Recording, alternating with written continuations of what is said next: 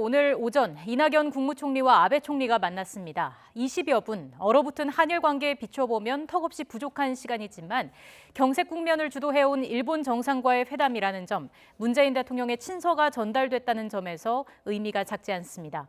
그렇다고 성과를 예단하는 것도 무리인 상황입니다. 전문가의 견해 들어보겠습니다. 호사카 유지 교수, 세종대 독도종합연구소장님 전화 연결돼 있습니다. 교수님 안녕하십니까? 네, 안녕하십니까. 네, 내일 독도의 날 앞두고 울릉도에 가 계신다고요? 예, 내일 독도의 날이자 울릉군의 군민의 날이기도 합니다. 네. 네, 거기서 제가 울릉도 독도 발전에 권능가 있다고 하였어요. 예. 울릉군민증, 명의의 울릉군민증을 수여해 주신다고 하여서 오늘 들어왔습니다. 예. 명의의 울릉군민증은 조례가 있어서 네. 울릉군에서 발의해가지고 의회가 승인하였어요. 예. 그렇게 수여해 주시는 상당히 권위 있는 그런 군민증이라고 합니다. 네. 교수님께서 받게 되신다면 몇 번째로 명예군민증을 발급받게 되는 건가요? 예, 제가 20번째라고 들었습니다. 아, 20번째요. 네네, 한국 사람뿐만이 아니라, 저는 한국 사람이지만, 외국인에게도 지어진다고 하고, 네. 울릉도에 살고 있지 않는 또 경상북도 주민이 아닌 사람들이 대상이 되어 있습니다. 예. 그렇게 들었습니다. 네. 우리 시청자분들께 다시 한번 말씀을 드리자면 울릉군 명예군민증은 독도 발전에 기여한 사람에게 수여되는 겁니다. 상당한 의미가 있다고 볼 수 있겠습니다. 자, 교수님, 오늘 이낙연 총리와 아베 총리 회담이 인터뷰 주제지만요. 독도 얘기를 한 가지만 더 해보겠습니다.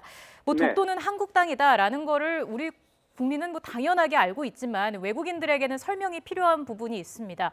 어떤 근거를 제시하면 명확히 이해시킬 수 있을까요? 예. 내일 독도의 날이고요. 네. 1900년 10월 25일에 울릉군이 설정되었고요. 거기에 당시 고종 황제가 친년 41호로 독도를 울릉군, 당시는 울도군이라고 했는데 거기에 섬으로 정확하게 공문서에 기재를 한 날이기도 합니다. 예. 그것이 가장 큰 거라고 할 수가 있고요.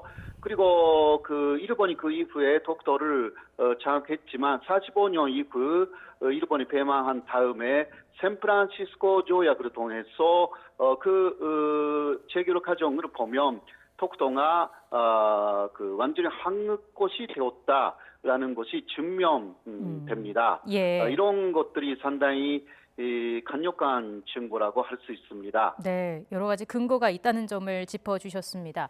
자, 오늘 오전에 열린 이낙연 총리와 아베 총리의 회담 얘기도 해보겠습니다.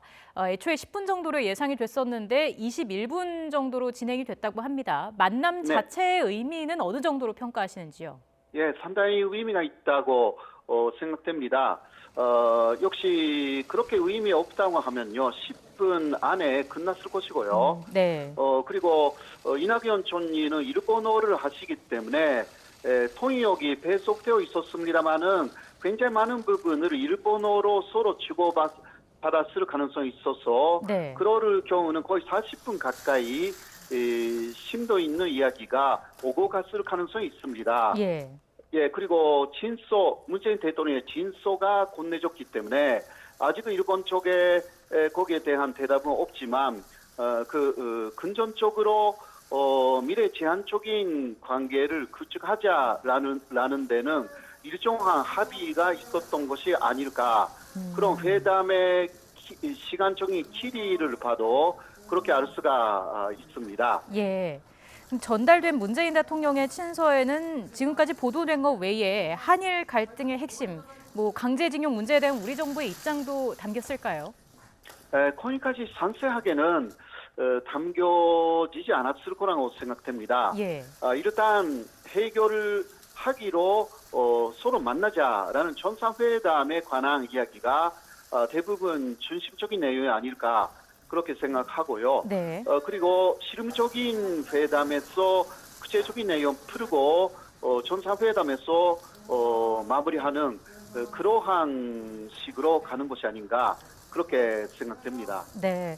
어제 이낙연 총리는 외교 당국 간의 대화와 교류를 촉구했고요. 반면에 아베 총리는 한국이 국가 간의 약속을 지켜야 한다 이런 기존의 입장을 또 이야기를 했다고 합니다. 어떻게 보십니까? 계속 좀 향후 진전이 있을 수 있을까요? 그래서 표면적으로 보면 상당히 아직 그 접점이 없는 것으로 보이는데요. 네. 그러나 크게 그 아베 정권의 태도는 항상 현재까지도 그랬습니다. 그런데 막바지에 합의가 이루어질 경우가 현재까지도 많았습니다. 네. 그 바로 앞날까지 대립되어 있는 것입니다. 견해가.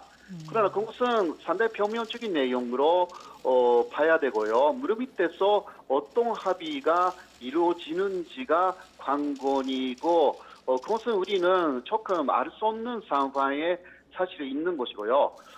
현재 일본 정부는 계속 지금까지 7년간 아베 2차 정권이 이어지지만 한일 관계에 있어서도 그렇고 다른 회담에서도 손해를 보이지 않는 그런 부분이 좀 있습니다. 그러나 네. 이렇게 이낙연 총리를 만나서 오래 이야기를 한다라는 것 자체가 상당히 그 대화에 적극적이다라고 말할 수 있는 것 같습니다. 예. 교수님 마지막으로요. 한일 정상회담이 지난해 9월 이후에 열리지 못하고 있습니다. 어떤 조건이 충족이 돼야 성사될 수 있을까요? 역시 강제 지원자 판결 문제에서 일본하고 한국의 양쪽의 주장이 일단 담겨져 있고 서로가 만족할 수 있는 뭐 완전히 만족할 수는 없다 하더라도 네. 서로 양보하면서 그러나 일정한 부분 양쪽의 주장이 담겨져 있는 내용이 만들어지는지 이것이 관건이라고 할 수가 있습니다. 네. 알겠습니다. 오늘 말씀 여기까지 듣겠습니다. 호사카 유지 교수였습니다. 고맙습니다.